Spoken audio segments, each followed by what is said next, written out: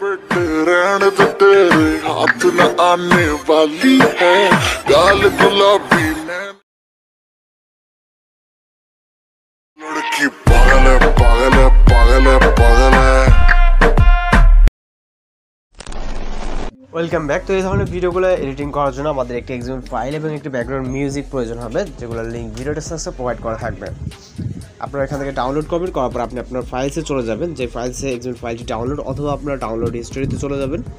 Just এখান থেকে tap করে ধরবেন, সেই অপশনে ক্লিক করে আপনার এলাইট মোশন অ্যাপ্লিকেশনটি শো হবে। তখন জাস্ট এলাইট মোশন অ্যাপ্লিকেশনটি সিলেক্ট করে দিলে আমাদের এক্সএমএল ফাইলটি ইনপুট হয়ে যাবে, অথবা আপনি যে ওয়েতে ইনপুট করতে পারেন। জাস্ট এলাইট মোশন অ্যাপ্লিকেশনে ইনপুট করবেন, করার পর আমাদের এলাইট মোশন অ্যাপ্লিকেশনটিকে ওপেন করতে হবে এবং এইখান থেকে হচ্ছে আমরা এক্সএমএল ফাইলটিকে ওপেন করব, অর্থাৎ যে প্রজেক্টটিতে আমরা কাজ করব। যাওয়ার পর আমরা নিচে চলে আসবো, আসার পর এখান থেকে আমরা রাইট সাইডে চলে যাব। যাওয়ার পর এখান থেকে আমরা আমাদের জাস্ট বেশি কাজ নেই, জাস্ট ফটো সেট করতে হবে। তো এখান থেকে দেখবেন যে ফটো 1 2 3 4 ওকে, এখান থেকে আমাদের ফটো লেখা আছে, 7টির মতো ফটো প্রয়োজন হবে।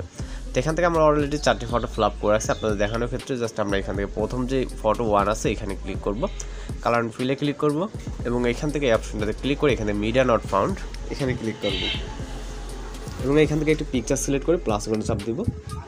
ওকে, এইভাবে আপনার এখানে যেই 7টা লেয়ার আছে এই 7টা লেয়ারই আমাদের হচ্ছে ফটোগুলোকে সিলেক্ট করে নিতে হবে।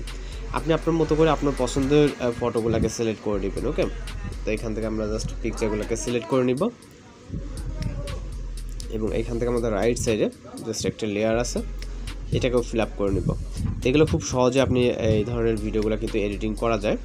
ওকে, এখান থেকে আমরা এটা নিয়ে নিলাম। দেন হচ্ছে আমাদের কিন্তু এখানে জাস্ট এই যে 7টি লেয়ার আছে, 7টি লেয়ারে ফটো সেট করলে কিন্তু কাজ শেষ। আমাদের কিন্তু এখানে আর কোনো কাজ নেই।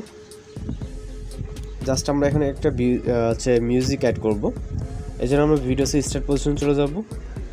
যারপর এখান থেকে প্লাস আইকনে চাপ দিব, তারপর মিডিয়াতে এখান থেকে আমরা আমাদের মিউজিকটিকে সিলেক্ট করব, যেটা ভিডিও ডেসক্রিপশনে প্রোভাইড করা থাকবে।